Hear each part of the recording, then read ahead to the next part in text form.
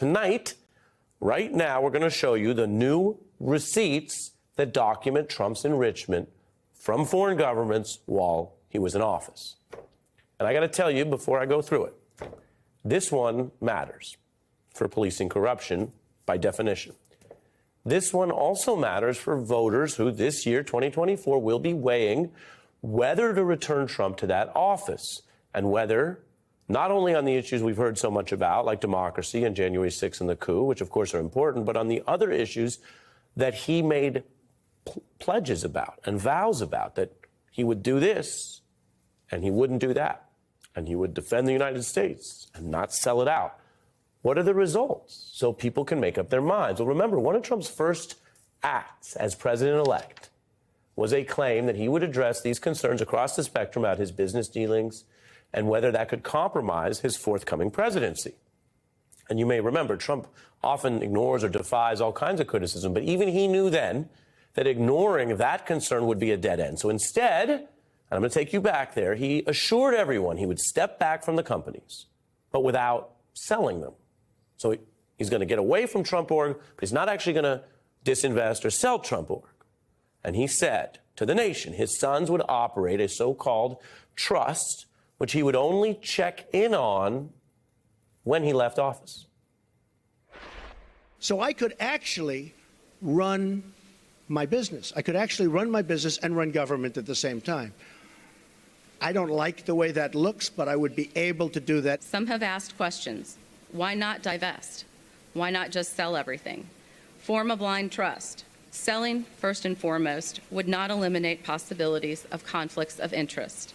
In fact, it would exacerbate them. These papers are all just a piece of the many, many companies that are being put into trust to be run by my two sons. And I hope at the end of 8 years, I'll come back and I'll say, oh, you did a good job. Otherwise, if they do a bad job, I'll say, you're fired. Now, here we are, January 2024. That was January 2017. The piles of papers, all the claims, all the vows, that was the PR. But the plan did not create independence. It did not ensure foreign money could not reach forthcoming, soon-to-be President Trump, which creates risks for corruption as well as the law, because he could have violated the law eventually if they had designed this the wrong way. As one White House ethics veteran put it at the time, a man who happened to work for Republicans, Richard Painter, he said Trump still had businesses all over the world, and we do not know who's financing them. Now, the plan did not receive a ton of benefit of the doubt from people who followed this closely back then, considering how even after Trump started running, he mingled his business and government plans, and he did it blatantly, brazenly. In public, he would talk up his business links to America's adversaries. Saudi Arabia, and I get along great with all of them. They buy apartments from me. They spend $40 million, $50 million. Am I supposed to dislike them? I like them very much. I love China. The biggest bank in the world is from China. You know where their United States headquarters is located? In this building, in Trump Tower. I love China. Even then, anyone listening could have been put on notice that he wasn't talking about the national interest or your interest. How do you deal with foreign countries to defend U.S. interests and American jobs or anything like that? He was talking about his interests, very clearly, very bluntly. Now, for those reasons, the president-elect's big business press conference announcement, I just showed you a part of it at the time, January 17, it was panned for its substance. And if you go back, all the way back to those early days of the Trump era, we checked. Here is how Rachel reported on that press conference. The incoming president today unveiled his big plan for dealing with his business interests while he is supposed to be occupied by the national interests of our country.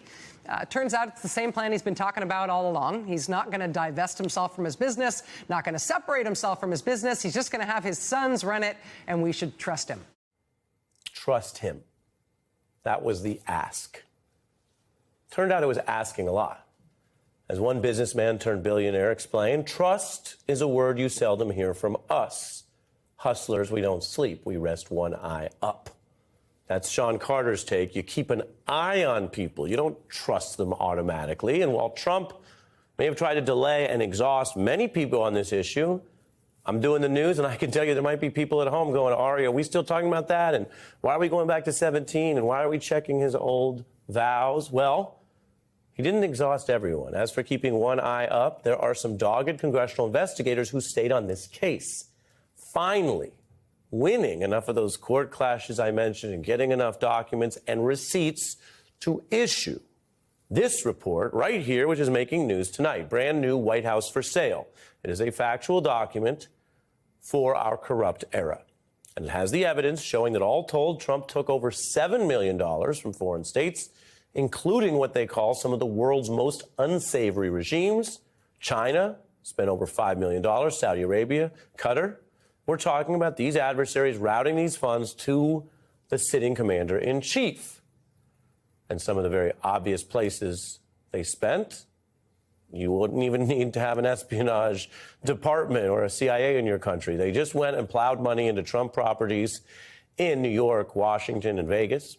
House investigators say this is dangerous. They say it's bad policy, and it may be illegal.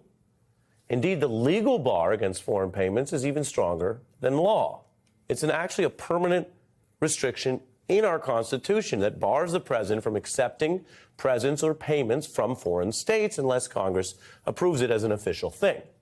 This report mentions that history and how the founders, all the way back then, wanted to permanently ban these payments because they knew the corruption of money could sway even someone as powerful as the president.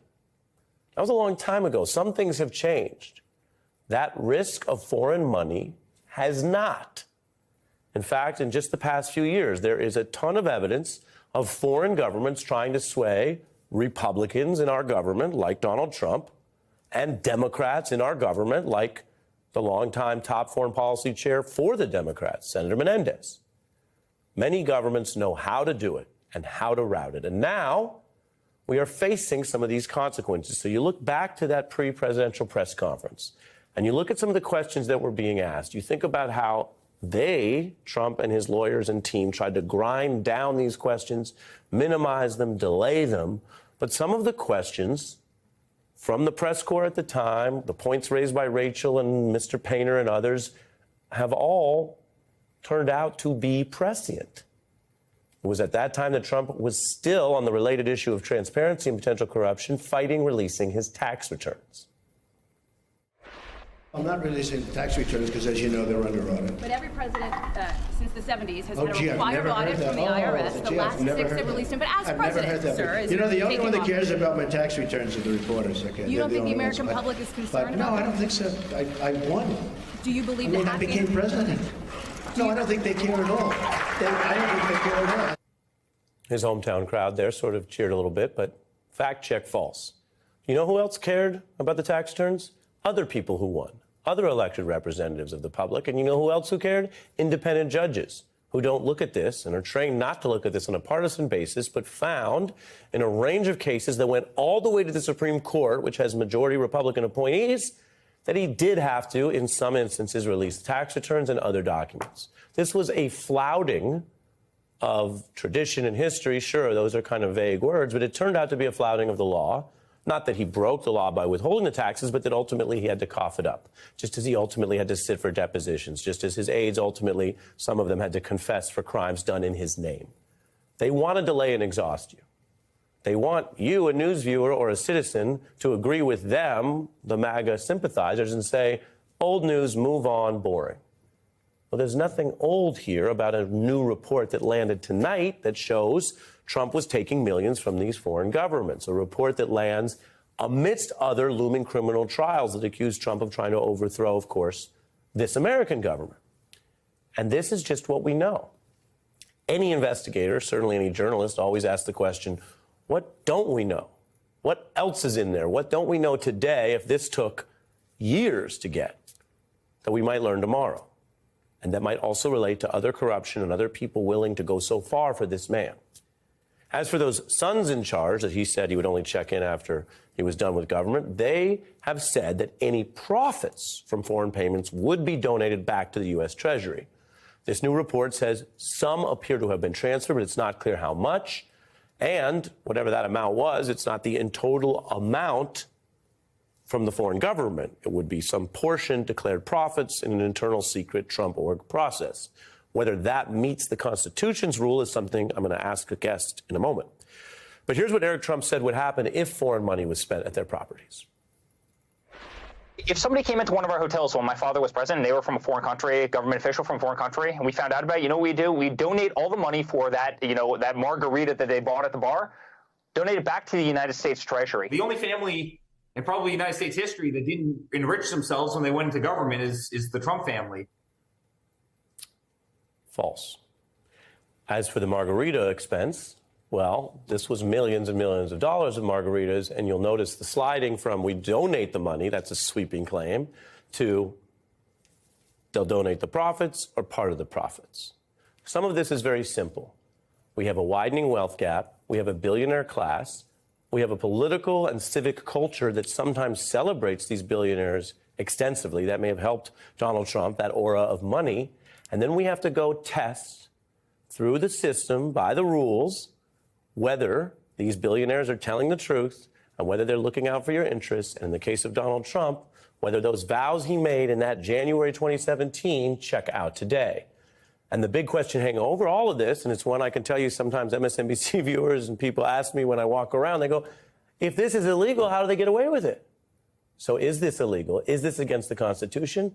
I want to deal with that seriously tonight. That's why it's the top story. And I don't want to do it with just someone who has a abiding opposition to Donald Trump for other reasons. In other words, the constitutional and corruption question is separate from whether you agree with him on policy or you like him.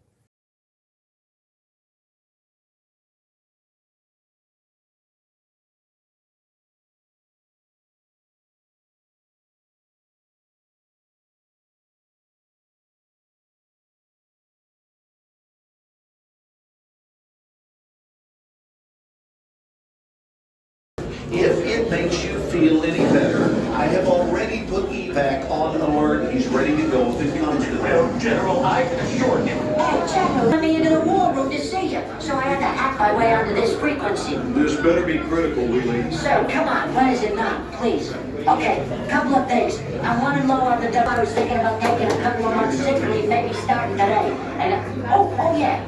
I intercepted a transmission from Megatron. Then send it through. Yes, sir, right away, sir. And so I was so damn weird, caught on the other stuff.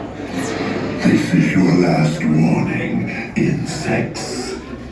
Relinquish what remains of the Allspark. So who's the insect? You? What? Who's the insect? Protect you.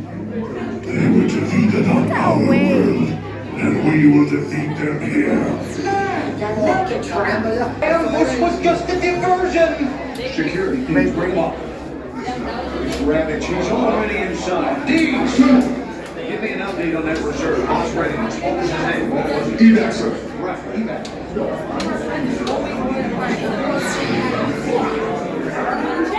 She's right in front.